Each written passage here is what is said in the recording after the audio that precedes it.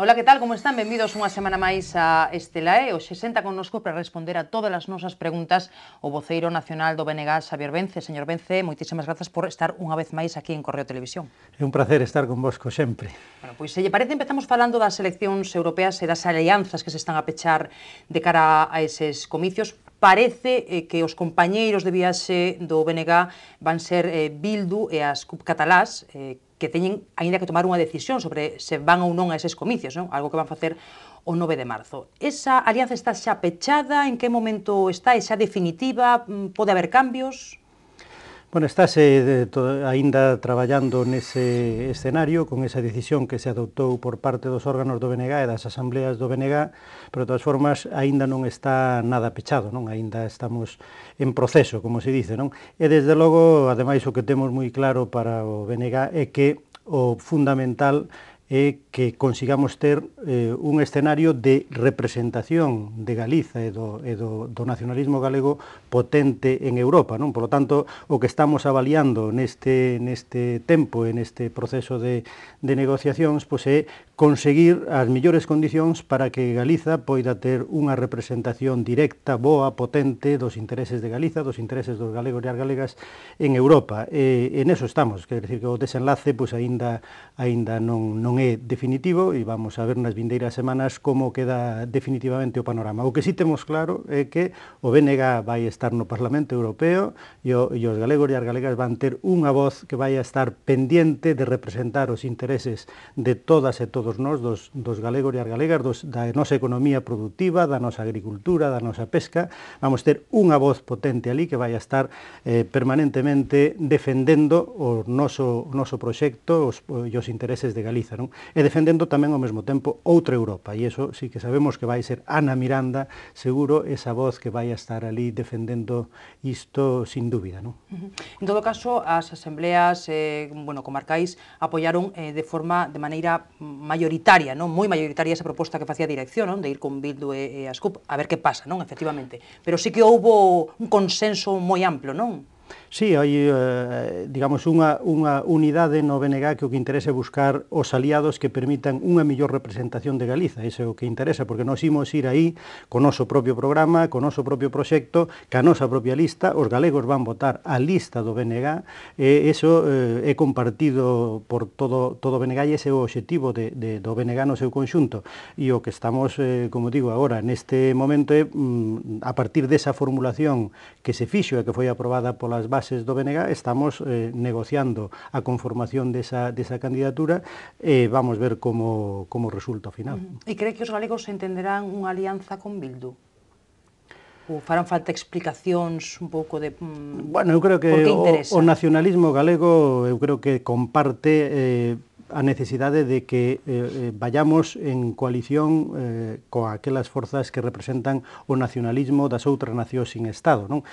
O nacionalismo galego é consciente de que non podemos ir con unha forza que sexa competidora do nacionalismo galego, non podemos entregar os votos dos galegos a unha forza estatal, eso creo que o entende todo o nacionalismo galego. Agora, nas coalicións que se podan formar do nacionalismo galego con outros nacionalismos de outras nacións, eu creo que a xente entende perfectamente que poidamos compartir esta estrategia de sumar votos para garantir esa boa representación, non?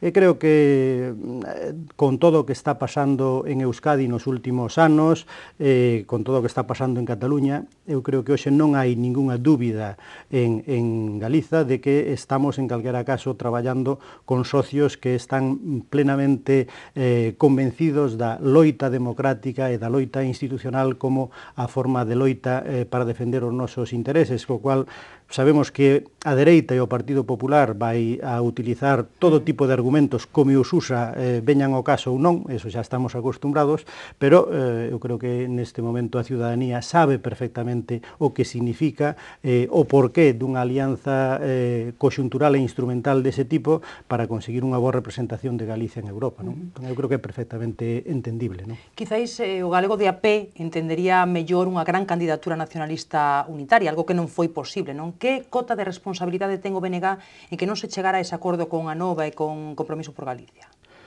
Desde o BNG estuvemos, desde o primeiro momento, formulamos esa opción, estivemos cama entendida durante todo o tempo hasta o último momento. Sobre todo vostede, non? Creo que lle puxo moito empeño, dá sensación, non? Para min, eu creo que era un proxecto fundamental para o país e para o futuro do nacionalismo. Eu creo que tiñamos nestas eleccións europeas a oportunidade de establecer realmente unha estrategia de unidade de acción de todo o nacionalismo de esquerda realmente existente, e eu creo que era unha oportunidade de ouro. Por eso puxen todo o empeño e o BNG puxo todo o que podía poñer da súa parte para conseguir esa gran coalición.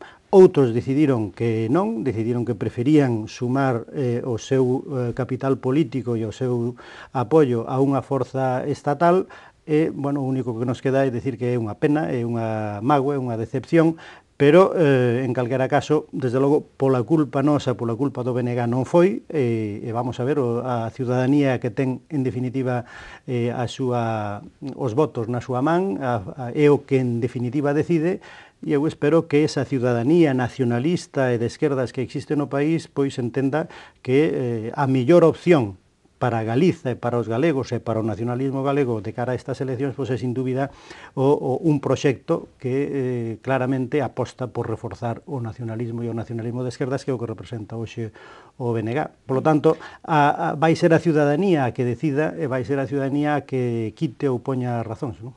Beira sí que ten dito que o sectarismo do BNG foi o que imposibilitou esa alianza, ese acordo. Ben, eso a estas alturas eu creo que xa é algo demasiado gastado, e creo que non queda ben nin tan siquiera que se use como argumento, sabendo que é realmente o que pasa. Cada un ten que responder das súas decisións e ten que ser suficientemente adulto e maior para explicar por que toma as súas decisións sin botarlle a culpa aos demais, non? Eles tuveron un proceso de decisión prolongado e aberto e ao final decidiron mayoritariamente ir nunha determinada dirección. Desde logo que non poden botarnos a culpa a outros polo que son as súas propias decisións.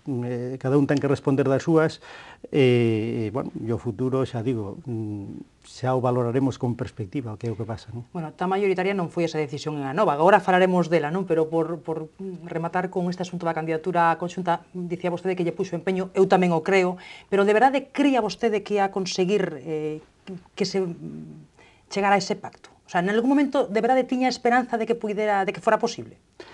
Eu tiña a esperanza de que fora así. Tiña dúdas razonáveis porque vía certos posicionamentos e certos discursos, en particular en Beiras, que apuntaban desde hai moito tempo a que a prioridade neste momento pois é a ruptura de non se sabe moi ben que a nivel de Estado e a creba da monarquía constitucional, etcétera, etcétera, pero o certo é que eu creo que había unha parte moi importante en esa organización política que seguía vendo a necesidade de apostar por unha opción nacionalista de esquerdas, e iso a min permitíame abrigar a esperanza de que podíamos entendernos e chegar a un acordo. Por lo tanto, eu tiña esa esperanza.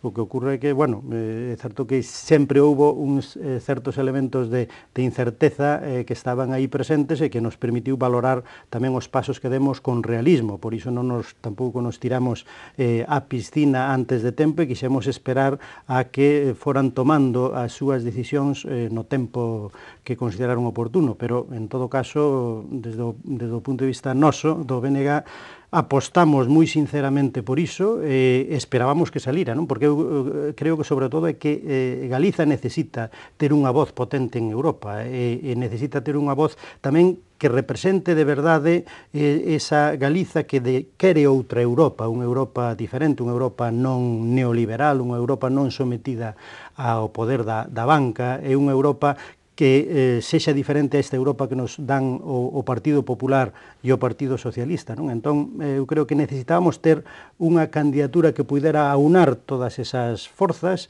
e toda esa ciudadanía que quere ter unha voz importante, potente en Europa, era necesario, non? Por iso apostábamos por ela, pero, bueno, ao final pasou o que pasou. Bueno, non foi posible esa candidatura unitaria, corríxeme se me equivoco, pero creo que a vostede lle gustaba máis, tería preferido unha alianza con Esquerra Republicana de Cataluña antes que con Bildu. convenceu máis? Vamos a ver, no BNG apostamos desde o primeiro momento por facer unha gran coalición a nivel galego do nacionalismo de esquerdas e logo facer unha macro coalición co resto das forzas nacionalistas de Cataluña e o País Vasco. Non?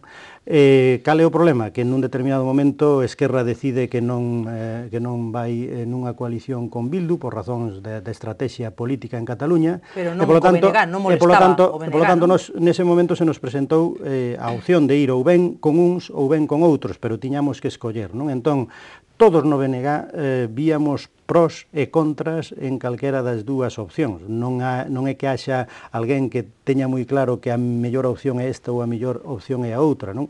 As dúas teñen pros e contras, non? E, polo tanto, bueno, pois nese balance entre elementos a favor e elementos en contra, pois unhas persoas preferirían ir nun lado ou noutro, pero ao final a diferencia non é sustancial, nin creo que vai a ser tampouco ter un grande impacto no que poda ser a percepción da ciudadanía sobre o proxecto do BNG, porque nós, en calquera caso, non imos facer con ninguén unha coalición con un programa que nos condicione o noso propio programa. Nós imos ir a Europa co programa do BNG, imos ir a Europa coa representación e coa lista do BNG e os cidadáns galegos van votar unha lista que é a lista do BNG. Por lo tanto, tampouco, digamos, creo que sexa unha decisión que marque, que haxa que tomala con excesivo dramatismo, non? Eu creo que calquera das dúas opcións, xa digo, é valedeira, ten os seus elementos positivos, non?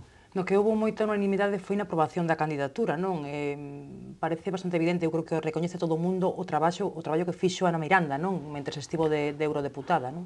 Sí, bueno, eu creo que efectivamente foi un 96% de apoio á candidatura que se formulou, é unha candidatura encabezada por Ana Miranda e efectivamente hai un recoñecimento non só no BNG, sino eu creo que na ciudadanía en xeral e desde logo en todo o nacionalismo de que o BNG con Ana Miranda fixo un tremendo papel neste período do Parlamento Europeo nestes últimos 5 anos, porque ela foi realmente ali a voz dos intereses da nosa frota pesqueira, do noso sector agrario, dos sectores sociais máis machacados pola crise, polos estafados polas preferentes e subordinadas, polos que se opuxeron á megaminería, polos que defenderon o saneamento das rías, quer dizer, os proxectos nos que en Europa se xogaban cousas importantes para Galiza, ali estaba Ana Miranda defendendo cunha relación moi directa cos sectores sociais de aquí, cos sectores económicos, con unha, digamos, unha capacidade de empatía e de transmitir tanto o que aquí preocupa en Bruselas como traer a información e as valoracións do que en Bruselas estaba decidindo ou cocendo para trasladalo aos nosos sectores sociais, pois esa labor a fixo de forma brillante, de forma fantástica e, polo tanto, por iso houve un apoio absolutamente unánime á súa candidatura. Creo que vai facer outra vez un grande papel no cal todos os galegos e galegas se van, sin dúbida, ver reflectidos de forma positiva, non? Antes falábamos de Anova, eu sei que non lle gusta referirse á situación interna de outras formacións, pero eu teño que preguntarlle como valora esa situación de crise, non? Esa fenda que parece que existe, non? Despois dese referendo do domingo no que se decidiu por só 11 votos ir a esas europeas con Esquerda Unida. Vostede di Beiras que a Nova non está en risco, vostede como a ve? Pois, efectivamente, prefiro non opinar dese tipo de cuestións. Cada organización ten que arreglar a súa vida, a súa militancia é adulta, que decida, e nós o que estamos moi preocupados é porque Galiza e os galegos podan ter un proxecto nacionalista potente, en eso estamos traballando, no BNG estamos con unha enorme cohesión interna, cun entusiasmo por levar ese proxecto nacionalista de esquerdas á sociedade, por ganar espacio na sociedade, por conquistar as institucións, por desplazar a dereita e o Partido Popular, que está destrozando o país, que está destrozando a economía e que está destrozando o autogoberno, o BNG quere ser a punta de lanza dese proxecto que lle dé un volco ao país. Por lo tanto, neso estamos, o demais cada un que arregle a súa casa. Pero sí que contrapón esa cohesión interna que hai no BNG ca situación en Anova, que é ben distinta. Insisto, eu podo falar do que me toca de cerca, estou contento por como nos van as cousas, estou contento por como está funcionando o BNG, por ese espírito de novo, de ilusión que hai nas filas do BNG, e iso que me interesa e me preocupa, e xa digo, os demais, pois, que arreglen os seus problemas. Bueno, outro asunto, porque temos o tempo avanza e hai moitas cousas das que temos que falar, a corrupción. Onte dicía o presidente da Xunta que non se dan os requisitos suficientes para disolver a corporación nin de Santiago, nin de Lugo, nin de Ourense, tres dos grandes concellos salpicados pola operación Pokémon. A vostede, que lle parece esa reflexión? Porque BNG pide constantemente que se tome medidas, sobre todo en Compostela. Claro, que non todos os casos son iguais. Eu creo que hai, para empezar, hai un problema de corrupción en todos esos concellos que é evidente, que está aí, que o sumario da Pokémon pon á vista, que, sin dúbida, os partidos políticos farían moi mal en mirar para outro lado. Desde logo, o Partido Popular e o Partido Socialista non poden mirar para outro lado á vista dos casos e da envergadura da corrupción que aflora aí. Cree que o están a facer? Eu creo que sí, eu creo que, sin dúbida, eu creo que neste momento hai, deberían estar pedíndoselle aos implicados que están imputados, que están claramente imputados e que ademais o que podemos ler, o que toda a ciudadanía pode ler nese sumario que se fixo público é tan escandaloso que eu creo que o inmediato para calquer forza política sería pedirlle a esas persoas, non digo a todos os que aparecen mencionados na Pokémon, nin moito menos, pero a esos que aparecen imputados e con cargos digamos importantes, deberían estar pedíndoselle sin dúbida a súa dimisión. E logo, claro, a situación de conxunto que se configura nas diferentes corporacións non é igual. Non é igual. Está claro que en Lugo neste momento hai un par de personas que son as que están claramente imputadas. En Ourense os que estaban imputados xa dimitiron no seu momento, por lo tanto o problema que hai na corporación de Ourense é outro problema distinto. É distinto. Tamén é un problemón, é un problema, é a división interna que ten o PSOE aí na cidade de Ourense, na corporación, pero non é un problema que teña que ver xa coa corrupción, é dicir, o alcalde anterior xa dimitiu no seu momento, non? E despois está o caso da Coruña, onde hai algo que, aínda por outra parte, sigue en marcha coa Pikachu, que van aflorando cousas que lle afectan xa ao teniente de alcalde de forma moi directa e indirectamente ao alcalde, pero, bueno, ya funcionarios de diferentes organismos municipais, pero o caso de Santiago é un caso completamente espectacular, porque están 10 dos concelleiros do Partido Popular, 10 dos 13 concelleiros están imputados, non? E ademais non nun caso, non só na Pokémon, sino que hai máis casos xudiciais abertos, é un escándalo, ademais, o tipo de cousas que afloran aí, ademais de haber desgoberno, unha relación que entre eles que fai ingobernable o Concello, e, polo tanto, quer dizer, súmanse moitas cousas, súmanse a corrupción da Pokémon, as outras corrupcións que afloran nos outros expedientes, e, ademais, unha situación de ingobernabilidade que está ligada a todos esos problemas, non? Polo tanto, eu creo que o caso de Santiago é un caso completamente aparte, diferente. En eso, eu creo que aí o presidente da Xunta debería facer, como está pedindo o BNG, a petición de disolución da corporación ou, en todo caso, a renuncia de todos os implicados e imputados que están neste momento no grupo municipal do Partido Popular. A ciudadanía de Santiago non pode tolerar ter un goberno municipal nesa situación que é absolutamente impresentable desde o punto de vista da moral pública e, ademais, impresentable do punto de vista do desgoberno, non? O BNG defende a dimisión dos imputados, pero é certo que estar imputado non significa ser culpable, como dicía nas últimas horas precisamente a xuíza que instrue a Pokémon, Pilar de Lara, nunhas xornadas nas que participou. De feito, o alcalde de Lugo celebraba esta semana a súa terceira desimputación, é dicir, que as cousas van e veñen, non? E hai moitos casos. Sí, sin dúbida, o BNG ten moi claro eso, vímoslo dicindo. Estar imputado non quere dicir que se sexa culpable, que se acabe condenado pola vía xudicial, pero nós creemos que hai que diferenciar o que son o recorrido xudicial pola vía penal e outra cousa é a cuestión política. Quer dicir que a ciudadanía ten unha valoración dos políticos e dos que están ao frente das institucións que deriva non só do feito de que señan delincuentes probados, sino do feito de que ve cousas que son claramente atentatorias a unha moral pública e a unha transparencia no funcionamento das institucións. Entón, hai que distinguir as dúas cousas. Nos pedimos responsabilidades políticas e admitimos que todo mundo defenda no proceso judicial a súa presunción de inocencia, como non pode ser de outra maneira. Pero, co que está aflorando, está claro que hai que asumir responsabilidades políticas porque é unha forma de gobernar e de conducirse por parte dos responsables políticos que pase o que pase no judicial é inadmisible para a ciudadanía e é inadmisible, polo tanto, desde o punto de vista político. E que precisamente no plano judicial pode ser que todo isto quede prácticamente en nada, non? É a sensación que dá. Hai máis dun cento de imputados, pero parece que vai haber moi poucas condenas, non? Vamos ver o que pasa, pero efectivamente pode ocurrir, en moitos casos ten ocurrido en procedimentos judiciais onde ao final acaban sobreseídos porque a instrucción do sumario foi mal feita, porque hai fallos en non sei que cousa, porque hai dificultade para probar de xeito definitivo certas acusacións, pero ou incluso ás veces porque pasan os prazos, non?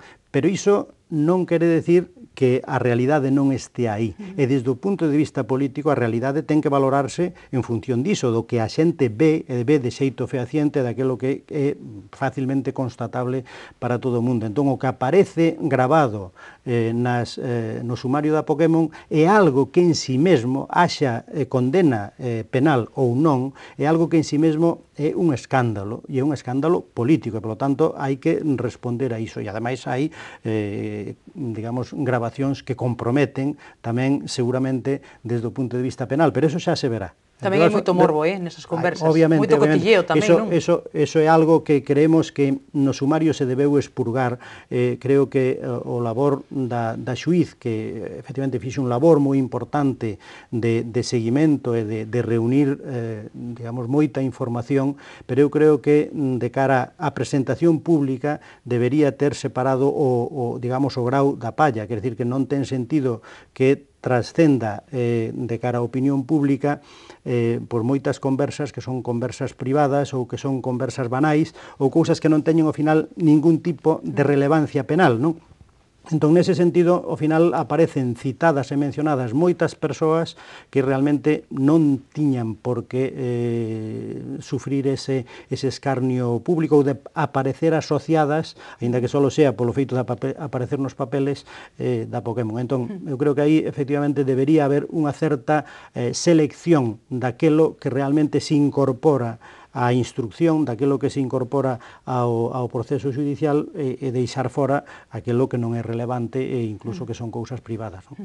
Outra noticia da semana, a decisión do Tribunal de Xustiza da Unión Europea de declarar ilegal o chamado céntimo sanitario, o que o BNG se opuxo e criticou en moitas ocasións. Dicía o presidente da Xunta que isto non vai ter impacto económico en Galicia. Deixa-o a vostede máis tranquilo iso?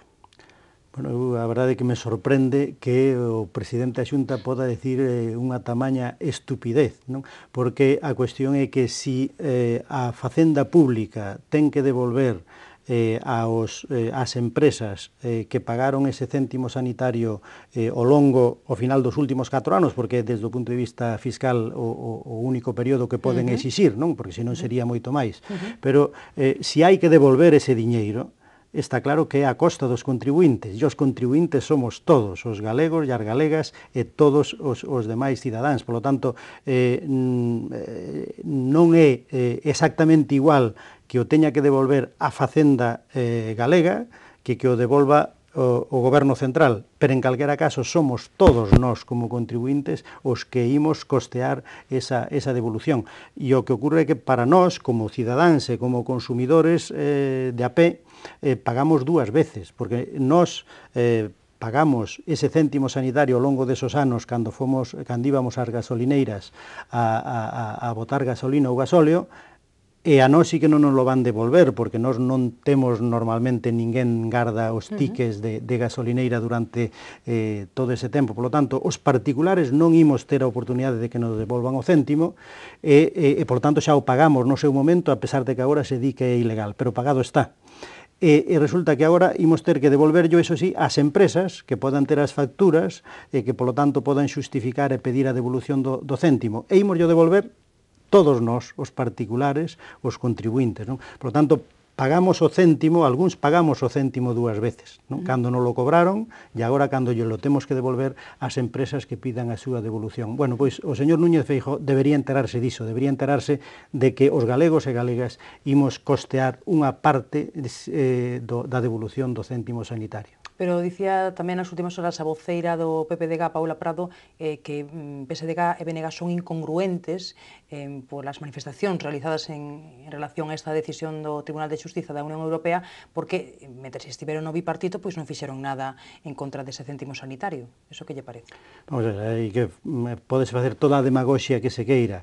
Ese imposto ese céntimo sanitario foi establecido na época de Fraga e estableceuse tamén en outras comunidades autónomas e, polo tanto, é un imposto que viña establecido de atrás e, polo tanto, continuaron durante as legislaturas posteriores, incluída tamén a de Núñez Feijóo. Polo tanto, é unha disculpa de mal pagador. En todo caso, a responsabilidade está de quen puxo en marcha esa forma de financiar a sanidade a través dun imposto indirecto regresivo, como é o imposto o céntimo sanitario, e que se puxo na época de Aznar e que se puxo na época de Fraga en Galiza. Esa é a realidade. Por lo tanto, o Partido Popular é o responsable desa forma de financiar a sanidade por unha vía que non é a que debería ser, que é a dos impostos directos e progresivos, que son os que realmente deben financiar os servizos públicos, non? Temos pouquiño tempo, pero quería preguntarlle por algunha outra cuestión tamén por exemplo, unha de hoxe mesmo, non? A petrolera mexicana Pemex está en números vermellos, non? Pechaba 2013 con unhas peradas de 9.000 millóns de euros. Iso, bueno, como lo interpreta vostede? Ou en que nos pode afectar a nós?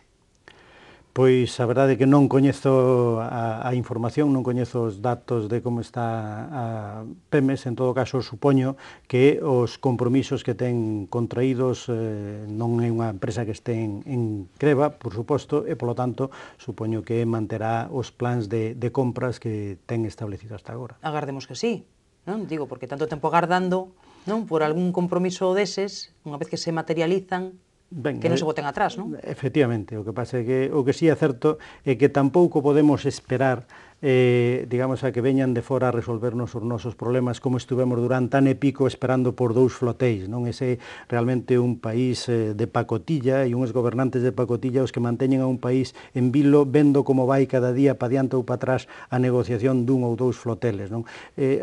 O problema do sector naval e o problema da industria neste país require unha acción política moito máis decidida, cunha estrategia tanto industrial como financiera de máis alcance, e non podemos estar, digamos, ás pensas do que un día decida ou lle vai a ben ou mal a Pemex, non? E iso é o que votamos en falta no BNG, que non haxa por parte do Goberno Central e da Xunta de Galicia un plan definitivo para relanzar a industria naval e, sobre todo, que non haxa unha estrategia para ter un sistema financiero propio que permita financiar o sector naval, porque ao final ese é o gran problema. O gran problema do sector naval é que non hai acompañamento financiero para poder asumir o financiamento de construcións que implican 3-4 anos para as empresas, non? E ese é o gran problema. E iso é algo que non nos vai resolver nunca Pemex, non? É algo que depende dos nosos gobernantes, depende do Goberno Central e depende da Xunta de Galicia. Do sector naval non é que se falara moito no debate do Estado da Nación que se ven de celebrar. Temos que rematar, pero o balance moi breve do que foi esa cita.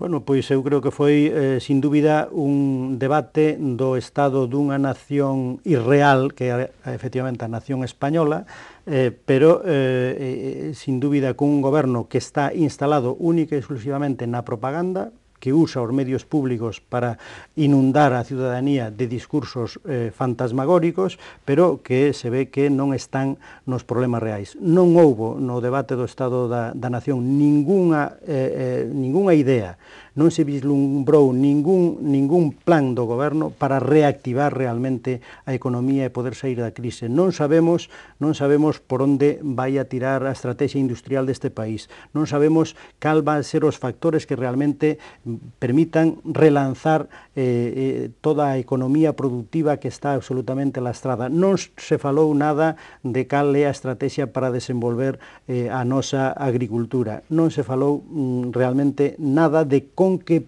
posicións imos a Europa, non? Porque en Europa hoxe tómanse moitas decisións e o goberno central ten que ter unha estrategia digamos, forte e clara e consensuada a poder ser co resto das forzas políticas para defender unha estrategia nova para Europa. Nada diso se falou. Por lo tanto, desde o meu punto de vista, foi unha cita ritual na cal as nosas deputadas puxeron en riba da mesa unha serie de problemas importantes do noso país, pero que tuveron unha resposta por parte do presidente do goberno absolutamente increíble, por pouco fundadas, por pouco creíbles e por non entrar nin entender de verdade o fondo dos problemas, non? É increíble a resposta que dou, por exemplo, ao proceso de venta de Nova Galicia Banco, non? Como pode o presidente do goberno seguir dicindo que eso foi unha gran decisión. Non sabemos moi ben para quen, non sabemos se para Escotet, desde logo para Galiza é unha decisión, foi unha decisión pésima que vai lastrar moito o noso futuro, non?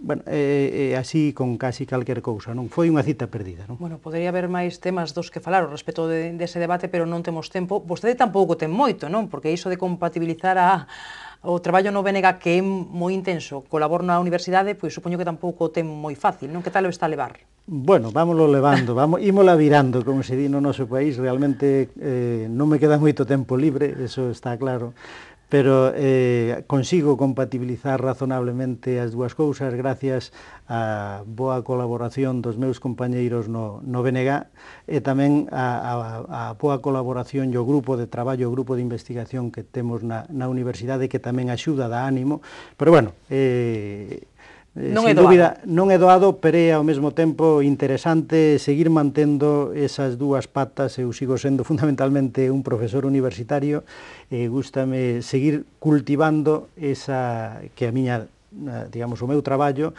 pero tamén é unha fonte de alimentación e de refresque das ideas e das preocupacións todos os días, ver como vai a universidade, como vai a xente nova, como ve a xente nova todo o que está ocurrindo, é algo que tamén axuda para enfocar o traballo político, non? Sacará tempo para vestirse de antroido? Hoxe víamos unha fotografía do presidente da Xunta celebrando o Xoves de Comadres con disfrace e antifaz. Vostede tamén sacará algún oco para celebrar o antroido? Bueno, a verdade é que Feijóo está disfrazado todo ano, non? É un home de mentiras todo ano e, polo tanto, é un antroido permanente. Eu a verdade é que gusto do antroido, pero tamén é certo que xa levo algúns anos que non me disfracei, non? Entón non sei se desta aínda lle vai tocar. Pero vou disfrutar do antroido, sin dúbida, polo país que temos un antroido fantástico. Hai moitas formas de disfrutalo, non? Bueno, pois agardemos que o desfrute e que volvamos a falar con vostede axiña das cuestións que nos quedaron hoxe e das que vayan xurdindo. Moitísimas gracias por estar hoxe connosco. Pois moitas gracias a vos e xa sabedes que cando que irades aquí estarei. Pois un placer. Grazas a todos por seguirnos unha semana máis. Volvemos, xa saben, dentro de 7 días para conversar como facemos cada semana cos protagonistas da actualidade.